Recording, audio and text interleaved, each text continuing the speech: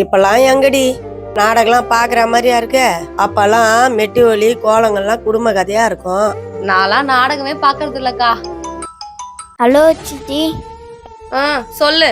காலாண்டுக்கு 10 நாள் லீவ் விட்டுக்கிறாங்க சித்தி. அதுக்கு என்னை வீட்டுக்கு கூட்டிட்டு போறீங்களா? உன்னை வீட்டுக்கு கூட்டின்னு வந்து 3 வேலையை வச்சு கொட்டினுக்கு சொல்றியா? அதான் ஹாஸ்டல்ல சோறு போடுறாங்கல்ல, அதை சாப்பிட்டுன்னு 10 நாள் அங்கே இரு. வை போன. இது தொல்லை தாங்க முடியலக்கா. கொஞ்ச நாள் நிம்மதியா இருக்கலான்னு பார்த்தா காலாண்டு லீவு அரையாண்டு லீவுன்னு எதையாவது விட்டுடுறாங்க. நாடி சுத்தமா பொழைக்க தெரியாத ஆளாகிற.